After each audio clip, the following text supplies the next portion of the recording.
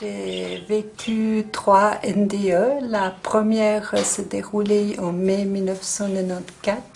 Mon mari et moi, on tenait un commerce d'alimentation et j'étais déjà mère de famille de 3 enfants et je souffrais d'une maladie que les médecins n'arrivaient pas à déceler. La deuxième s'est passée une semaine après et la dernière en début de cette année. Et quand vous me dites que vous avez vécu une NDE, ça veut dire que vous êtes passé par les phases de sortir de votre corps, de traverser d'un tunnel. Oui. Qu'est-ce qui vous a le plus marqué?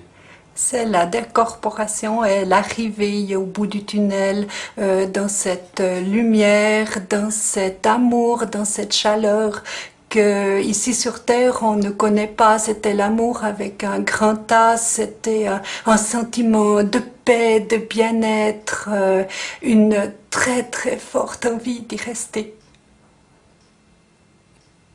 Et si vous aviez autant envie d'y rester, qu'est-ce qui vous a fait revenir? Parce que dans le tunnel, une voix m'a dit que je devais revenir sur Terre pour m'occuper de mes enfants, que j'aurais le droit de revenir quand mes enfants seraient grands. Et ça, c'est pour bientôt? Et oui, je le souhaite du fond du cœur parce que la vie ici est devenue très difficile à vivre parce que pour moi c'est un continuel déchirement entre la vie de l'autre côté et la vie ici-bas. Mais la vie ici-bas, comme vous dites, est difficile à vivre pour vous? Oui, parce que je souffre d'une intolérance au gluten, de polyarthrose et de fibromyalgie. Alors c'est des douleurs qui sont continuelles jour et nuit.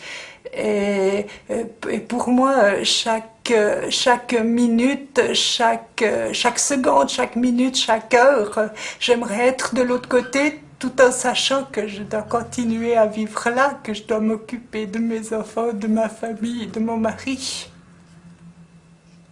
Et ça, c'est presque impossible. C'est difficile. Ce qui m'a impressionné chez vous, Mireille, c'est non seulement votre absence de peur de la mort, mais même votre désir de la retrouver. Au fond, pour vous, c'est quoi la mort? La mort, c'est un passage. La mort, c'est une chose merveilleuse. La mort ne provoque aucune souffrance. Et je dirais que la mort, c'est la vie.